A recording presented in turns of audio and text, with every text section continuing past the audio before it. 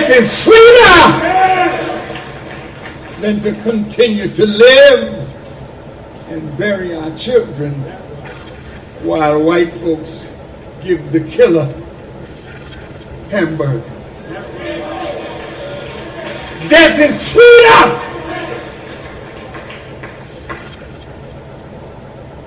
than watching us slaughter each other to the joy of a 400-year-old, and death is sweet. The Quran teaches persecution is worse than slaughter. Then it says retaliation is prescribed in matters of the slain. Retaliation is a prescription from God to calm the breath of those whose children have been slain. So if the federal government will not intercede in our affairs, then we must rise up and kill those who kill us. Stop them and kill them and let them feel the pain of death that we don't feel.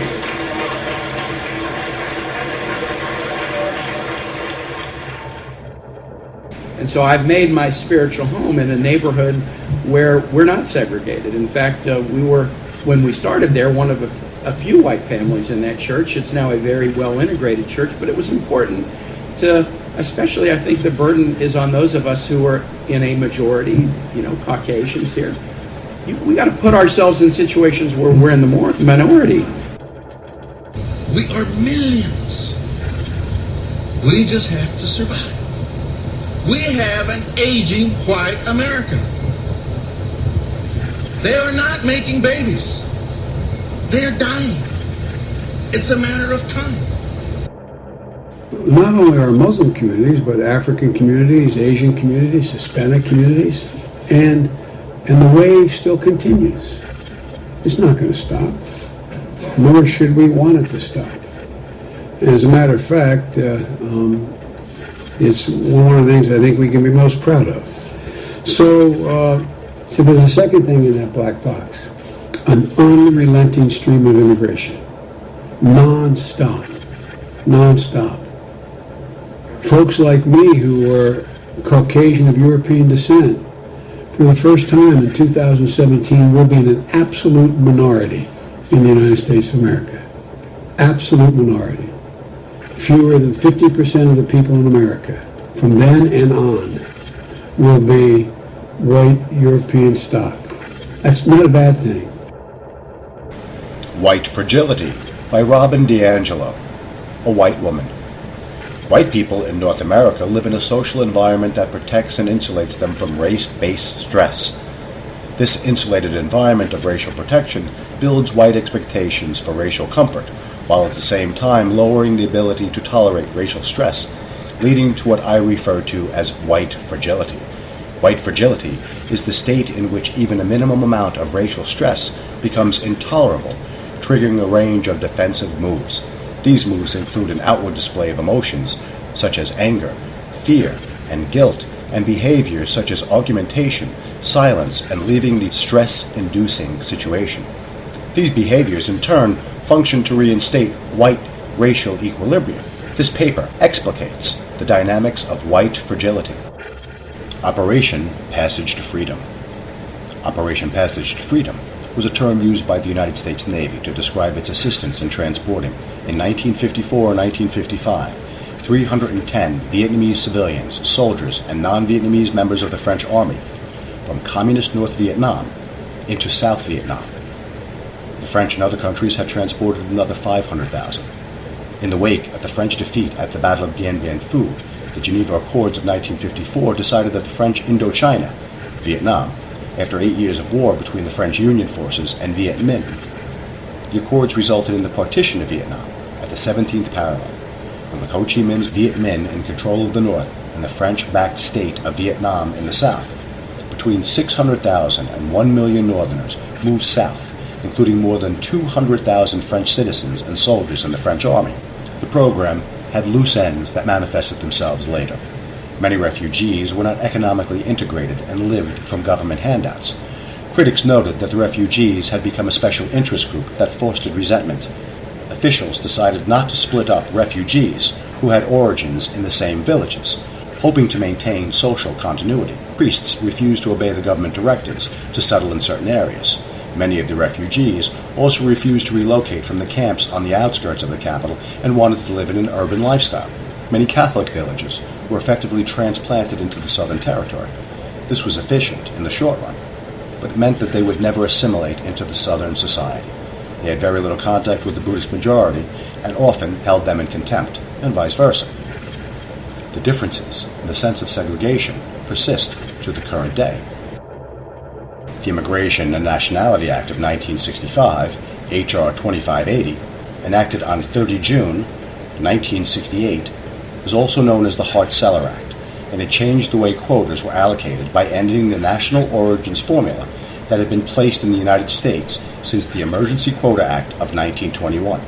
The Representative Emanuel Celler of New York had proposed the bill, with Senator Philip Hart of Michigan, the co-sponsor, and Senator Ted Kennedy of Massachusetts, who helped promote it. The Hart-Celler Act abolished the quota system based on national origins that had been in the American immigration policy since the 1920s. The new law maintained per-country limits, but also created preference visa categories that focused on immigrant skills and family relationships with citizens or other U.S. residents. The bill set numerical restrictions on visas at 170,000 per year, with a per-country of origin quota.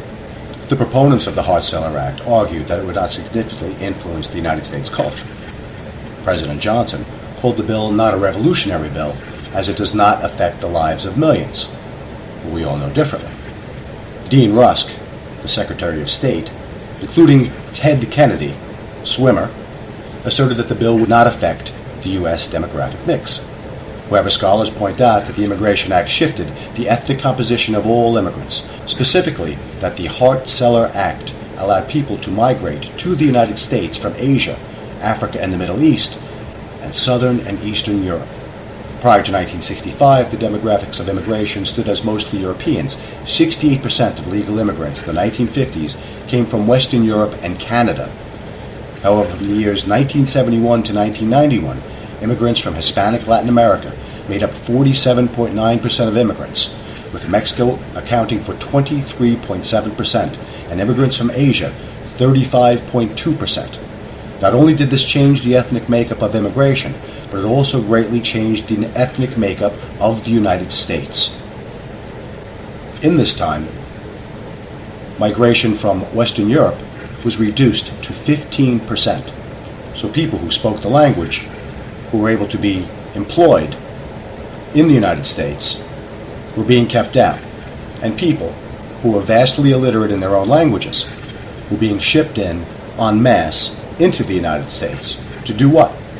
To attack America's stability.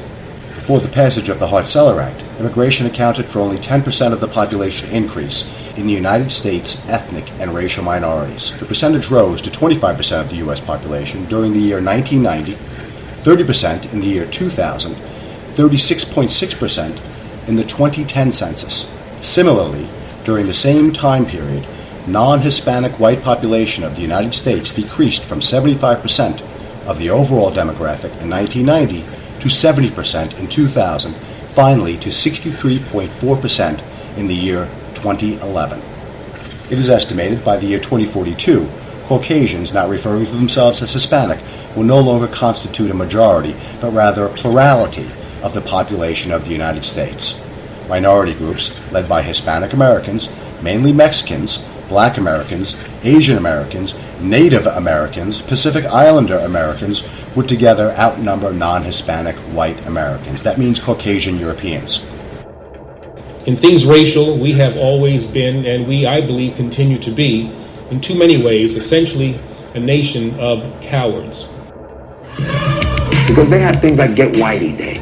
Now look at me. You know, I could stand there for hours and tell somebody I'm Puerto Rican. But in that kind of atmosphere, they're not going to ask you if you're Puerto Rican. So they had to get Whitey Day for 2 years in a row. People running around smacking people because they were light-colored, you know? That's the kind of bullshit that was happening up there. Kill Whitey Day by Michelle Carlo. Life in the Bronx.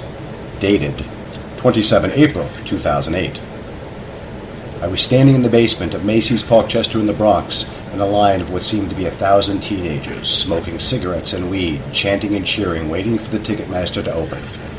Adult shoppers were non-existent, and salespeople had abandoned their posts, either in the foreknowledge or in fear, except for the lone Ticketmaster employee at the window. All around me were kids I knew, but I acknowledged no one. I was on a mission. It was a little past 10 o'clock on a weekday morning. You might be thinking that we all should be at school.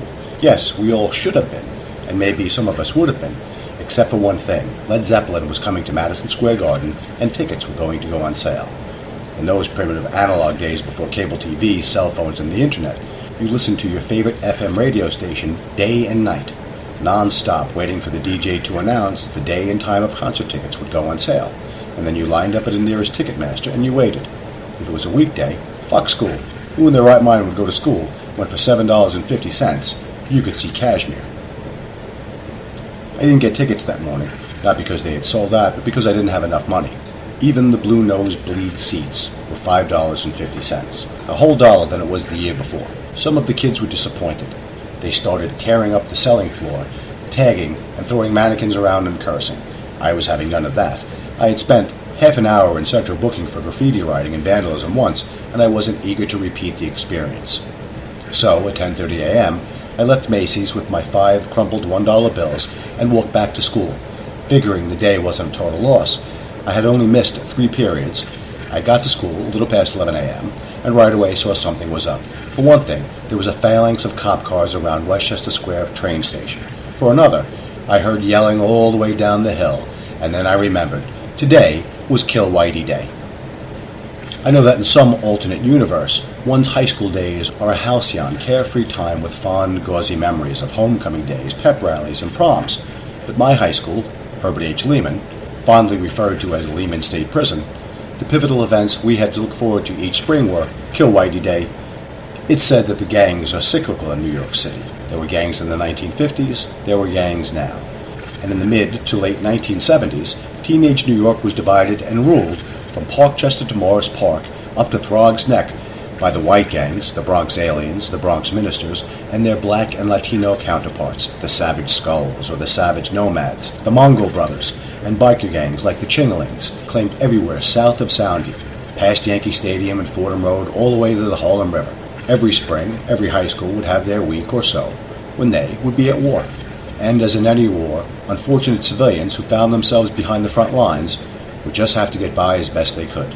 You knew when your Kill Whitey Day was going to be, and not to be at school was not an option, because everyone knew that you had punked out, and your whole neighborhood would make you a pariah for being a faggot or a pussy, for not having enough heart to risk getting a major beatdown along with everybody else. Fourth period was about to begin, and something told me not to try and sneak a cigarette before entering the relative safety of health class, but I was nervous, so I took the chance.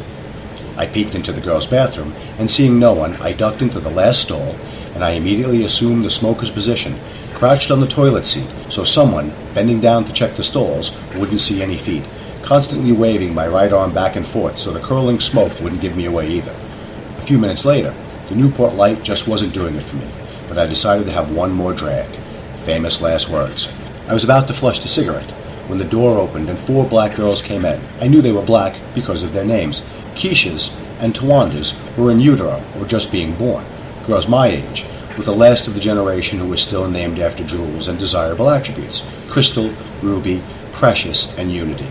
Delicate flowers who stashed razor blades in their afros and carried rolls of pennies balled up in their bandanas. I knew who they were because of their reputation. They were finely tuned, black pride lionesses who hunted their prey with particular savagery. What they caught, they would not release. And I knew if they caught me, I was a goner. But none of them would stop and ask a light-skinned, freckled redhead where her family was born before they beat the hell out of her. Dag, Ruby, you see that blonde bitch face when we knock her tooth out? Yeah, but my hand cut up, shoot. Precious, watch the door. Oh shit, you smell something? Who in here? I had neglected